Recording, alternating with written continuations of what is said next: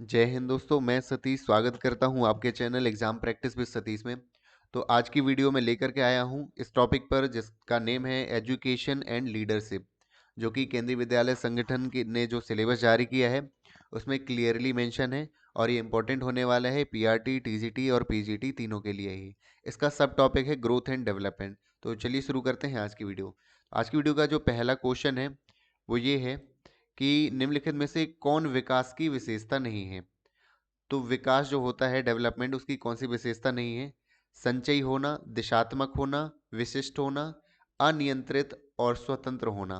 तो इसका ऑप्शन जो डी है ये सही हो जाता है कि ये अनियंत्रित और स्वतंत्र होना विकास की विशेषता नहीं है, बाकी सारी विकास की विशेषताएं हैं। अगला क्वेश्चन देखते हैं।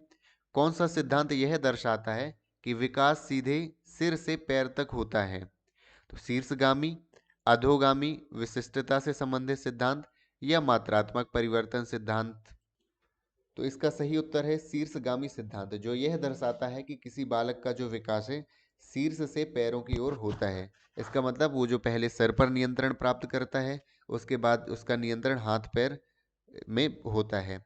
इसके बाद अधोगामी जो सिद्धांत है वो ये कहता है कि बालक का जो है विकास है उसके केंद्र से परिधि के रूप में बढ़ता है। इसका मतलब सबसे पहले जो केंद्र में होगा, उसके बाद हाथ पैरों में, रीढ़ की हड्डी में होगा सबसे पहले, उसके बाद बाकी हाथ पैर में होगा।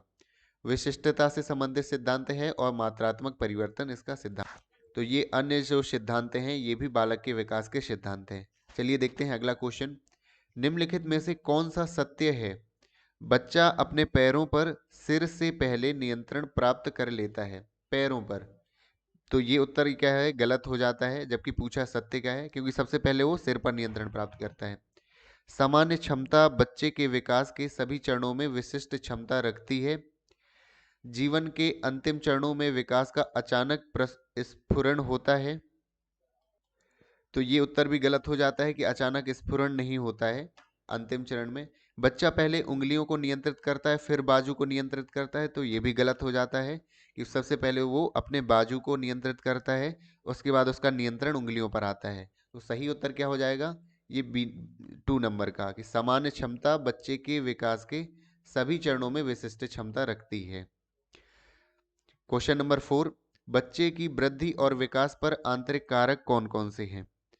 तो भावनात्मक कारक, बुद्धि, आनुवांशिकता कारक, जैविक और शारीरिक कारक। तो ये जो सारे कारक हैं वो बच्चे की वृद्धि और विकास के आंतरिक कारक हैं। तो आंसर क्या हो जाएगा हमारा? 1 2 3 4 चारों हो जाएंगे। अगला प्रश्न देखते हैं। विकास अपने विशिष्ट विकास के स्वरूप का अनुसरण करता है, मतलब कि एक क्रम के रूप में वो बढ़ता है, पहले सामान्य उसके बाद विशिष्ट। तो यह कथन विकास के किस सिद्धांत से संबंधित है? तो यह सिद्धांत जो है अनुक्रमिता का सिद्धांत है। इसके बाद इनकी भी चर्चा कर लेते हैं। निरंतरता का सिद्धांत यह कहता है कि बच्चा जन्म से लेकर के मृत्यु तक निरंतर विकास करता है। विकास की दर अलग अलग हो सकती है अलग एज में, लेकिन उसका विकास जो है जन्म से मृत्यु तक होता है। समानता से विशिष्टता का सिद्धांत, मतलब कि सामान्य से चलता है विशिष्ट की ओर, मतलब कोई भी विशिष्ट यदि है उसके पहले सामान्य आता है सिद्धांत में। भिन्नता का सिद्धांत का मतलब उसका जो हर एक बच्चे में जो होता है विकास की दर भिन्न भिन्न होती है, और उसकी उम्र में हर एज में अलग अलग क्या है विकास होता है, इसे भिन्नता का सिद्धांत कहते हैं। तो हमारा प्रश्न क्या था कि विकास अपने विशिष्ट विकास के स्वरूप का अनुसरण करता है, यह अनुक्रमिता का सिद्धांत है। अगला प्रश्न देखते हैं। असमान विकास दर के सिद्धांत के अनुसार कौन सा कथन सत्य है? अलग अलग व्यक्तियों का विकास अलग अलग तरीकों से होता है, तो ये नहीं है। बच्चा सिर पर नियंत्रण फिर हाथ पैरों पर, तो ये भी नहीं है, क्योंकि ये तो क्या था, शीर्षगामी था। बच्चा क्या है, धड़ विकसित होता है फिर हाथ सिर पैर ये विकसित होते हैं, तो ये किसका सिद्धांत है? ये अधोगामी सिद्धांत है। ये असमान विकास दर का सिद्धांत नहीं है। ये क्या है, विकास जो है 10 से 15 वर्ष की आयु में उसी दर से नहीं होता जिस गति से 5 से 10 वर्ष की आयु में होता है। तो इसमें क्या बताया गया है? इसमें ये बताया गया है कि हर एक उम्र में विकास की दर अलग अलग रहती है। ये समझाने की कोशिश की गई है चौथे एग्जाम्पल में। तो ये चौथा जो क्या हो जाएगा, ये सही हो जाएगा। ये कौन सा एग्जाम्पल है? असमान विकास दर के सिद्धांत का। अब देखते हैं अगला क्वेश्चन। एक बच्चे के विकास के सिद्धांतों को समझना एक शिक्षक की निम्नलिखित में से किसमें मदद करता है? अब शिक्षक की क्या मदद करता है यदि वो बच्चे के सिद्धांत समझ लेता है विकास के? यह समझने में कि शिक्षार्थी को क्यों पढ़ाना चाहिए, तो ये उत्तर तो नहीं होगा।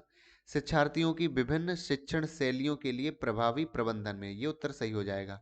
कि यदि उसे पता होगा टीचर को कि बच्चे के विकास के सिद्धांत किस तरह हैं, किस तरह बच्चा का विकास होता है अलग अलग उम्र में, उस हिसाब से वो अपनी शिक्षण शैलियों में बदलाव कर लेगा। क्योंकि आपने देखा होगा जो प्राइमरी टीचर होते हैं उनके पढ़ाने का तरीका अलग होता है, जो टीजीटी होते हैं वर्ग 2 के वो अलग पढ़ाते हैं, और जो पीजीटी होते हैं वो लेक्चर मेथड से पढ़ाते हैं, है ना। तो वही जो है शिक्षण शैली में प्रबंधन करना पड़ता है शिक्षकों को बच्चों की उम्र के अनुसार। अगला है शिक्षार्थी की सामाजिक स्थिति की पहचान करने में, तो ये नहीं है। शिक्षार्थी की आर्थिक पृष्ठभूमि की पहचान करने में, तो ये नहीं है। तो शिक्षक की निम्नलिखित में से किस में मदद करेगा? तो शिक्षण शैलियों के लिए प्रभावी प्रबंधन में। अगला देखते हैं, गर्भावस्था के दौरान माता का शारीरिक और मानसिक स्वास्थ्य एक कारक है जो एक बालक की वृद्धि और विकास को प्रभावित करता है। तो ये कौन सा है? आंतरिक है, बाह्य है, अपदार्थ है, असंबंध है? तो चूंकि माता का शारीरिक और मानसिक स्वास्थ्य बच्चे के लिए ये एक बाह्य कारक की भूमिका निभाता है। ठीक है। मैं और यदि बाह्य कारकों की चर्चा करूं तो इसमें यदि माता में कोई रोग है और यदि कुछ दवाइयाँ रसायन इसका भी प्रभाव बच्चे पर पड़ता है, विकिरण का प्रभाव पड़ जाता है, कभी गर्भपात होने से जो है दिक्कत हो जाती है, माता की उम्र का भी, यदि उसकी एज, माता की जो एज है वो भी प्रभावित करती है बच्चे की वृद्धि और विकास को। माता किस प्रकार का पोषण और आहार, मतलब उसकी जो डाइट है, आहार है, वो भी बच्चे के वृद्धि और विकास को प्रभावित करता है, जो कि एक बाह्य कारक के अंतर्गत आता है। तो आपने ये समझ लिया। देखते हैं अगला क्वेश्चन, कौन से कौन सा बच्चे के विकास को प्रभावित करता है? बच्चे के प्रति शिक्षक का व्यवहार, बच्चे के प्रति माता पिता का व्यवहार, बच्चे पर सहकर्मी का प्रभाव, या उपयुक्त सभी? तो बच्चे पर विकास जो है सभी को ही प्रभावित करता है, क्योंकि आपको पता होगा यदि शिक्षक का व्यवहार यदि बच्चे के प्रति ठीक है, उसे मोटिवेट करने वाला है, तो बच्चे का विकास और तीव्र होगा और एक अच्छा व्यवहार करना वो सीखेगा। घर में माता पिता, यदि घर में लड़ाइयाँ होती हैं, है ना, आपने सुना होगा कई घरों में मम्मी पापा की लड़ाइयाँ होती हैं बच्चे के सामने, तो वो बच्चे के विकास पर असर पड़ता है, मानसिक स्वास्थ्य पर भी असर पड़ता है। तो इस तरह ये भी जो है सही हो जाता है। बच्चे पर सहकर्मी का प्रभाव, और उस पर जब बच्चा बड़ा होता है सहकर्मी का तो और अधिक प्रभाव पड़ता है, कि जिस तरह के उसके दोस्त होंगे, आपको भी पता होगा, आप भी जब बचपन में जिस तरह के आपके दोस्त रहे होंगे उसका प्रभाव पड़ा होगा, इसलिए उपरोक्त सभी हो जाएगा।